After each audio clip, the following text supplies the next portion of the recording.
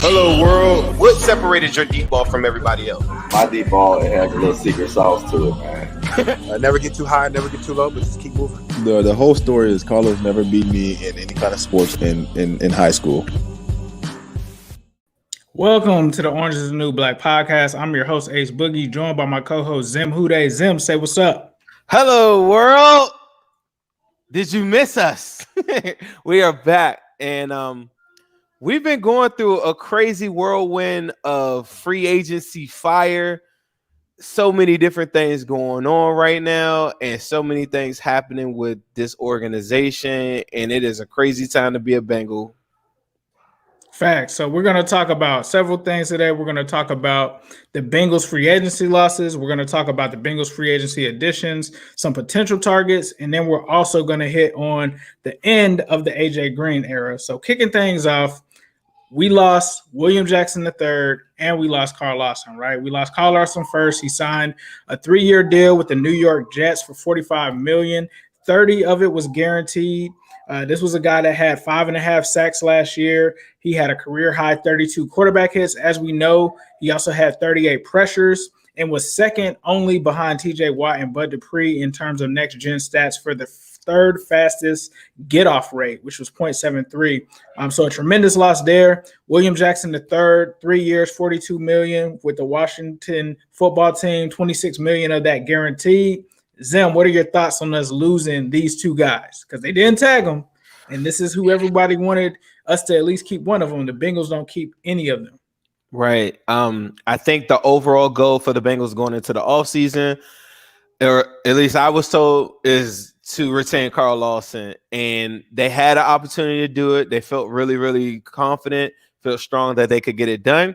At the end of the day, somebody like Carl Lawson said, handed him a check and said, put on your winter coat, sir, and come on out here. And he put it on. So what's so crazy? I think our perspective is a little bit different than a lot of Bengals fans in the sense of, if we interview somebody like Carl Lawson, or you follow these guys, or you root for somebody so long, that naturally just my heart just tells me like, hey man, I'm so happy that you're getting this opportunity, you're getting this bread, you got 30 million guaranteed, like no matter if you get hurt or not, which is well deserved. And a lot of people might think that that's crazy, I think, but what they do for a living is super crazy.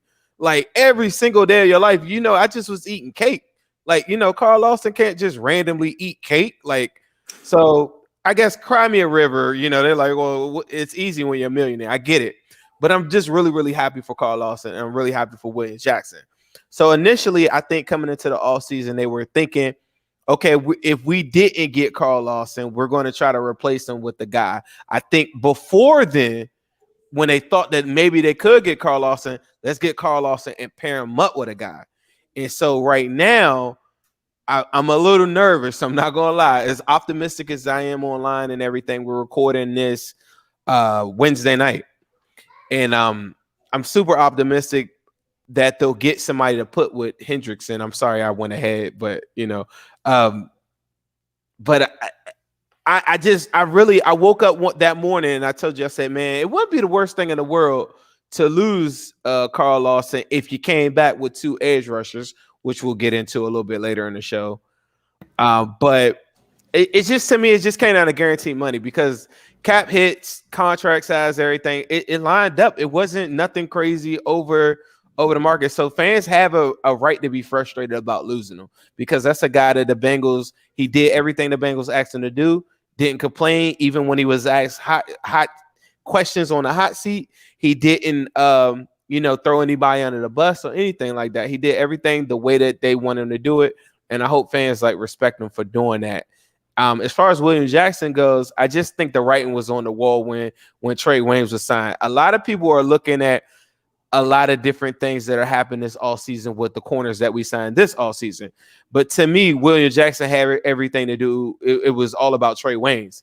To give that much guaranteed money to that guy, and it's just so unfortunate that he got hurt, because then it makes the Bengals look really crazy. But I just think they knew, we're not going to let you offer your current contract. You're not a perfect scheme fit for our current defensive coordinator.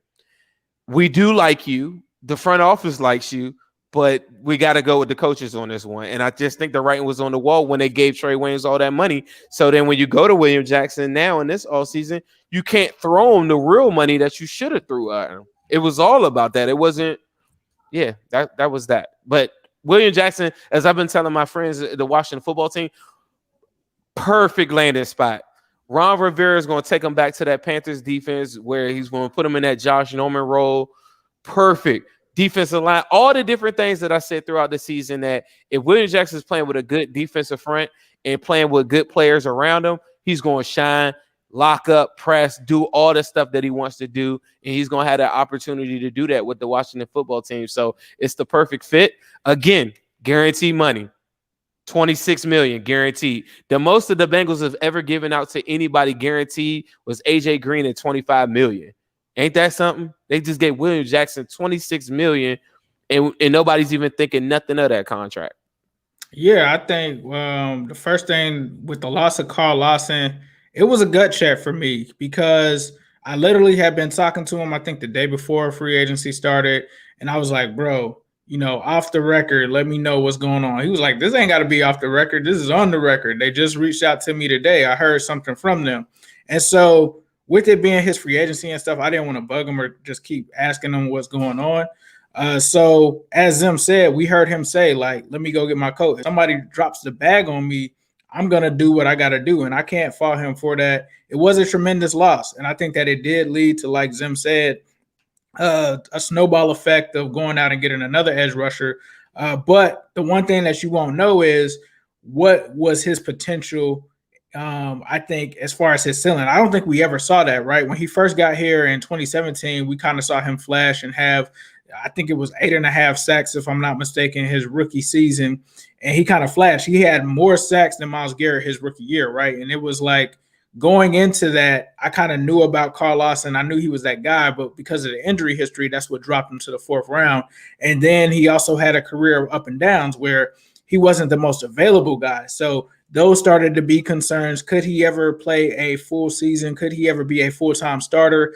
They had questions with him against the run, which he said on this very show, I was kind of upset with that narrative, but that was what the narrative is. I'm not saying that it was true, but those were things that he battled. And then I think this season, he really kind of put it together. It was a contract year. It wasn't something that made him play harder. That's just the guy that he is.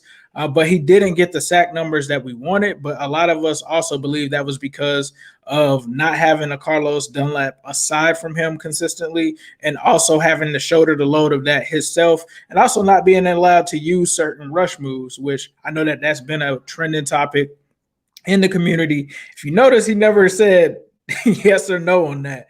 But being in a situation like that for Carl, I think just made it that he wasn't sure if the Bengals wanted him back. He wanted to stay in Cincy, told me before, like he loved Cincy, but you got to give that love back. And I think the Bengals showed a little bit of it, but this may have been something where if they would have given him a deal, let's say last season, it's probably way cheaper and he probably takes it. The fact that they waited and risked until you get into the open market, guys are going to get crazy deals all the time. He's getting JJ Watt money, but that's not a surprise to me because when you go on day one and you let somebody get there, that's what's going to happen. Is it a huge loss to me? Potentially. Like, you're talking about a guy that had 5.5 out of the 17 sacks, but at the end of the day, Carl is my guy. I love him. He's got all the potential in the world. It was only 5.5 sacks. Yes, his pressure rate was amazing, but we can't be acting like we lost Khalil Mack or anything like that. Like, that's just where I'm trying to talk people down off of the bridge. That doesn't mean that just because, that's not me lessening how important of a player he is. I'm just saying it's not like Khalil Mack walked out of that door. So I wish him the best. Right. Always did. I'm happy that, like Zim said, when you have these connections with people and people do you favors of coming on the show or just rocking with you, just organic energy, that's always going to be dope. So I'm happy for him. I'm happy for his family. I hope he has a great career in New York. And that brings me to my next guy, my guy, WJ3, William Jackson III. Yes, I was very salty about losing him, but this is also a well-deserved contract. The thing is, his age is probably what scared the front office the most, with him being 29 this season. You talk about him being 30. You don't know where that cliff is, where he's going to fall off. I personally think he's going to be perfect for Washington. The other thing was when they signed Trey Waynes, like Zim said, the writing was on the wall for me. Like that was number one corner money. So to me, that was William Jackson's money that was signed. I didn't agree with it at the time because me personally, I feel like William Jackson III is the better player between the two. Obviously, we haven't seen Trey Waynes play yet, but just going off of what he's given and both guys have given, I just felt like it was something like that. It looks like we had some breaking news. Breaking news: Riley Reef is coming to the Bengals, and Let's get it. Coming for a free agent visit. Strong possibility that's a done deal too. Okay, so Riley Reef is, as we're recording this, he is coming in for a visit. Possibly by the time you're hearing this, he may be a Bengal. He may or he may not. But William Jackson III, big loss. But again, with him being 30, with me already knowing that they didn't really like his ball skills and stuff like that, I wasn't really surprised that he wasn't coming back. But that brings us to our next topic. Zim alluded to it. We talked about new guys that were brought in for the Cincinnati Bengals. And the first one happened basically right after Carl Lawson left, like literally probably like 15 to 20 minutes afterwards. Trey Hendrickson was also signed. And then Chido, I'll get it down. Awuzie from the Cowboys was signed as well. They also went after Mike Hilton was another one, Tony Brown, Brandon Wilson. So those are some guys that were brought in. But since the Bengals paid their bills, we got to pay our bills. So we're going to go ahead and do some promos real quick. As you guys know, I have these joints right here. The AB1s, they are the Tiger AB1s. There's a link in my description where you can pre-order your own pair today. So please be sure to check that out. Zim, do you have any items that you want to discuss as well, my guy? I'm doing currently promotion with TSE Cincinnati, who's teamed up with people like myself to give you the number one memorabilia from the Bengals. 100% authentic signed merchandise from Tyler Boyd, Joe Burrow, Ickey Woods, guys like that. Just make sure you go to my link directly on my Twitter, and that's on Zim Hude, and then also Zim_Hude on Instagram, and the link will be directly on the bio for 100% authentic merchandise. Tyler Boyd jersey, $70, and other great deals that they got me doing right now with them. And that's amazing. Like Zim is saying, you talk about Tyler Boyd, like an actual Tyler Boyd jersey is like $70. So go ahead and take advantage of that because you're getting a signature and everything with that. Now let's get into the contract details of these guys. Trey Hendrickson, they signed him from the New Orleans Saints, a 4-year deal, $60 million. Includes $32 million over the first 2 years. So that's not guaranteed. That's just over the first 2 years. He potentially could do it. I've heard some people say it's equivalent to even a 1-year deal if you really get into it. Awuzie, 3 years, $21 million. He's only 25 years old. He turns 26 in May. Round 2 pick out of the 2017 draft. He has a player profile comparison of Chris Culver. Mike Hilton, 4 years, $24 million. 27 years old, obviously a former Squealer. But now he's come to the right side. You know, he saw that there was a sinking ship over there. So he came over to Cincinnati. The player profile comparison for him is my guy, Troy Hill, that used to be a Cincinnati Bengal. Is a little bit small. He's only 5'9", 178 pounds. But he only allowed a passer rating last year of 71.6 and only a catch rate of 59.6%.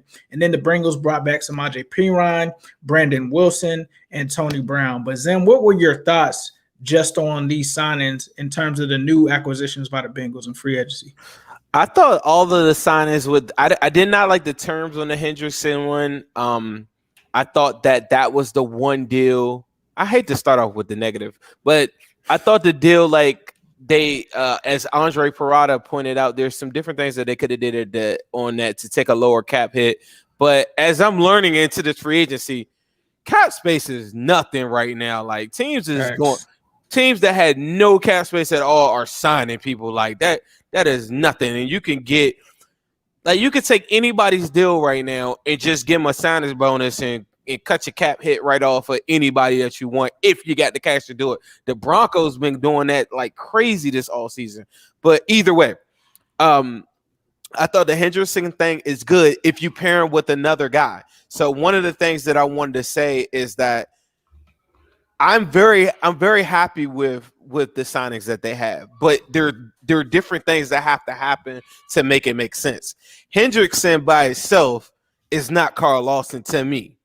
Hendrickson by itself is not Hassan Reddick to me. And there are different players that I like as just the alpha male, third down, fourth down. Can Hendrickson play on all three downs? He's going to have to, right? But I think if you're talking playoff or you're trying to get to the playoffs, you pair him up with another dog that could come in second and third down, and that would be Aldon Smith, Hassan Reddick, like these guys that I put on this list that I have as my targets, and these are guys that I was told that they'd be interested in.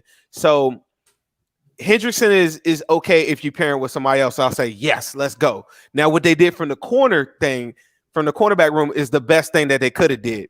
They went and got a better slot corner. I don't think he has some of the coverage skills that some of the other corners that what's the other kid? I don't even want to mess up his name. Mackenzie Alexander. No. His cover skills and Hilton's cover skills about the same. His tackling ability, his way to get to the ball, his nose for the football, his blitzing techniques and different things that he's going to be able to have is going to be amazing for this team. The way that he sticks his helmet in there is going to be amazing for this team. We talk about playmakers in that honey badger type role or whatever. Mike Hilton does that, but less roaming. But from a slot position, he's going to be super aggressive. He's not one of the best corner slots that that are in the game, but to fill that void of Mackenzie Alexander at that price point, and to pair that up with Cheeto Awuzie is amazing because that's the same money as William Jackson. So to me, that's like a whole nother you gave Mackenzie Alexander $4 million last year. So that gives you an extra $4 million just right there. That if I'm in the Bengals front office, I'm saying I can allocate an extra $4 million in addition to the extra $18 million that I got back from AJ Green as well. So no matter what I do, I got 20. Just before we talk about anything else, I got 20-something $1 million just right there, just by making Awuzie and Hilton fill in for William Jackson. Now Awuzie has to stay healthy with the hamstring injury that he had this past year and left him really gimpy. My Cowboys friends and stuff like that say he's lit, but he just was hampered with injuries the whole year. William Jackson, in contrast, had a year like that similar to me the year before, as I pointed out. And I didn't want to dog William Jackson when I pointed out his stats from 2019, but he graded very, very poorly, just like Awuzie. Awuzie, though, in some of them other years, never graded lower than 72 and was considered a top 10 corner from PFF for most of his time in the league. Most of the Cowboys people that you see commenting and stuff will say, bro, like, we really, like, that was our best, like, that's our favorite corner. Like, there were people when Byron Jones left that said that we're cool with Awuzie, and he's physical. I would have loved to have him. This is crazy without Trey Waynes being there. But Awuzie and William Jackson really makes sense to me, which is the weird part about it, but we'll never know. But I think they got a little bit bigger, a little bit more physical with Awuzie, and the cover skills he's sticky, bro. Like I love that signing. So far so good on that front. Do you want to talk about the free agents that are now coming? I just want to say with Hendrickson, I love the pick. This guy had 13 and a half sacks. I mean, that's nearly almost triple what Carl Lawson had. So I heard a lot of people saying, obviously there's pressures and stuff like that, but I just personally feel like if he's able to come in here and get 8 or 9 sacks, a lot of people are going to be changing their tone, because when you had 17 sacks and you get somebody that brings in 8, that's a possibility. But I think, like Zim said, you also have to have someone pair with him. So we'll have to see if they do bring any additional people in for that. In terms of Awuzie, I love the signing. I think that he's much younger than William Jackson, so he still has time to kind of hit his peak and develop, and he may be a better fit for the scheme itself. So I'm interested in seeing that. Obviously, we saw the athleticism when he picked us off one year, and then you also bring in Mike Hilton. I love it. I hope that they're going to play him as a zone. zone guy, but he does a whole bunch of things. You can blitz him and rush him from that slot position in terms of the blitz. And then he's also going to be able to dominate in the zone. So I love him. I love to see what they have planned for him. It makes you feel better about the corner position. And I'm not going into the draft personally with corner high on my list. Like, yeah, they can get a mid-round guy or a late-round guy, but it's not pressed to where I feel like I have to take one of the top corners at pick 5 or at the top of the second round for me. But yeah, let's get into some of the other targets that you want to talk about. So, like, for your list, if you guys don't understand, this man has the inside journal of targets that you should be watching on your Twitter. We're going to call it the list. The list. Hashtag Zim's list. I think let's get that started on Twitter. But Zim, just talk about your list and some of the potential targets that the Bengals could be looking at in free agency. So when we would do some of those mocks, I was just going with guys that I like. People that are close to the team, people that have played with the team, people that are currently on the team, different people that I talk to that I love to death for trusting me. Shout out to you guys. But they kind of gave me like, these are the guys that I think that they're going to talk to. These are the guys I've even had confirmation. Like, these are some of the guys that I know that they've already talked to. These are the guys that I think that they wanted before. So I factored all that in and I came up with a list.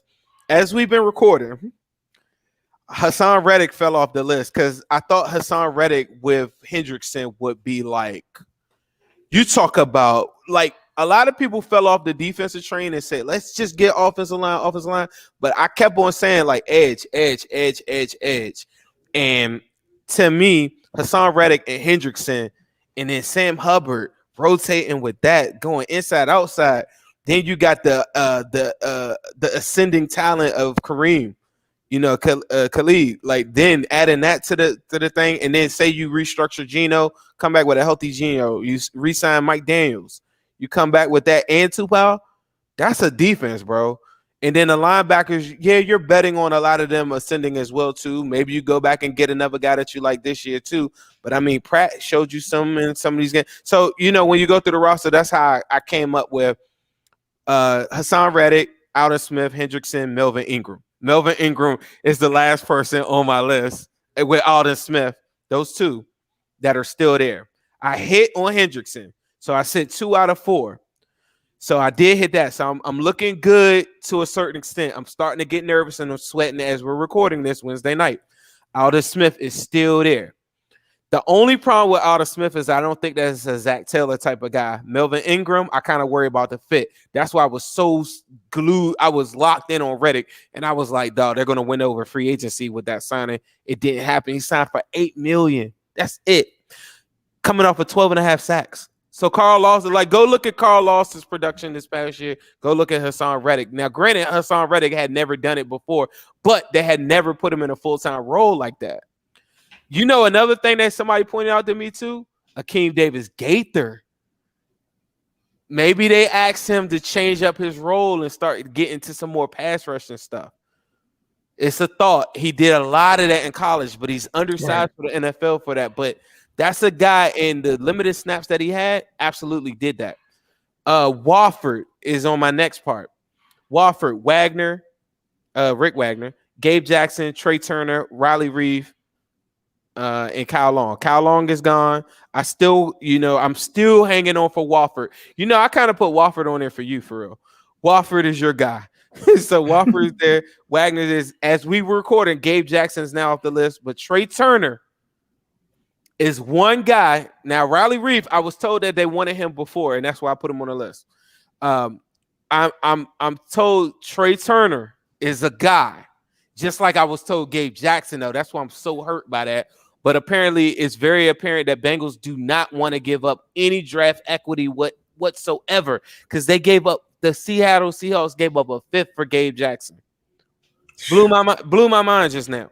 Next tier, Janoris Jenkins, who I think is still a possibility if nobody. He signed already. Signed? Yeah. With Titans. Done. All right. So then Bouye, who they did come in with, right?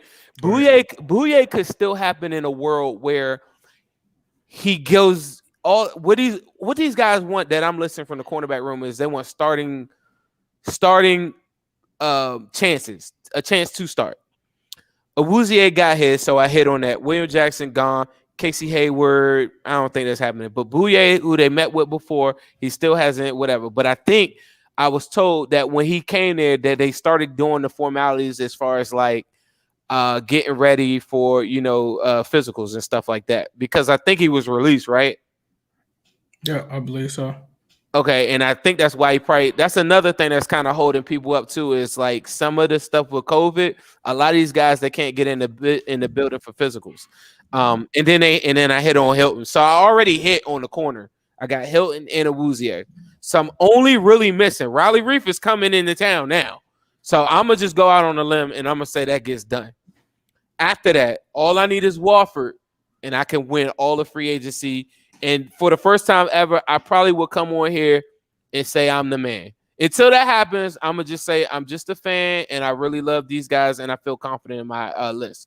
But if I hit on those last two guys, I'm saying if I hit on Melvin Ingram, Alden Smith, Wofford, or Trey Turner, those are my final four. If I hit on them, y'all going to hit my mouth. Y'all going to hit my mouth because I'm going to say I went off. I really went on a limb. Facts. I went on a limb and I put my whole rep on the line for this list. So I'm hitting, and I wouldn't have put it out there. That's another thing too. I know a lot of people, but Ace know me. Like he knows people I talk to every day. It's very little times he's ever seen me put out anything that I told him in our own personal space or whatever, right? Right.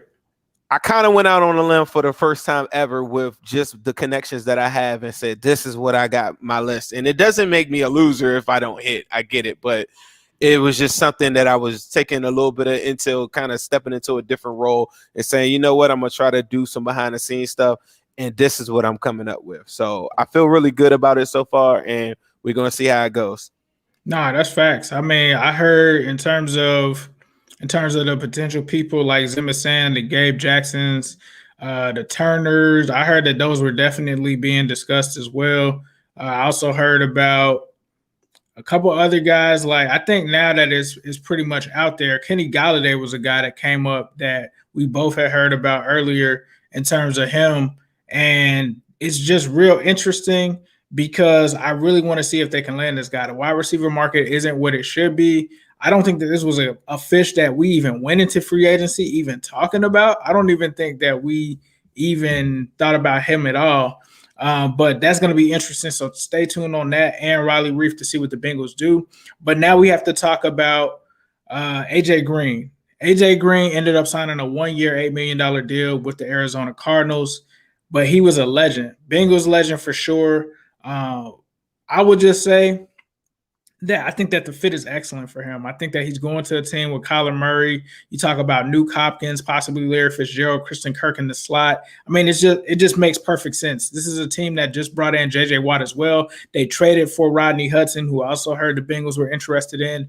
And it's just a team that I think makes the most sense for him. It helps him ease into that role of being on the back nine with Larry Fitzgerald right there in his ear. He's a guy that's going to be able to thrive in an offense across from Nuke with Kyler Murray, all of those weapons. I think he's going to thrive there. I wish him nothing but the best. And I'll just say that from day one, like watching this guy at Georgia, getting and scouting in the draft, I fell in love with AJ Green. Like there was only two guys to me that really looked like that on film. Calvin Johnson, where it's like, whoa, where did this guy come from? And Adrian Jeremiah Green. And I remember being just like Zim with Chase and just all of these players, like he was my guy. I was like, the Bengals can't mess this up. You got to take AJ Green at 4. And this was a year when Cam Newton was in there. And I still was like, you got to take AJ Green at 4. And when it happened, I tell the story all the time, jumped up off of my couch. It's immediately started celebrating. Couldn't believe that we got him. And I remember telling like my cousin and my brother, and I said this on Twitter at New Stripe City, I was like, and this was after Chad just walked away, doing what he did. This was no disrespect to Chad Johnson at all. I was just this confident that I told my brother and my cousins, I'm like, he could be better than them, bro. He can be better than Chad. And that says a lot because Chad might be in somebody's top 5 when it's all said and done.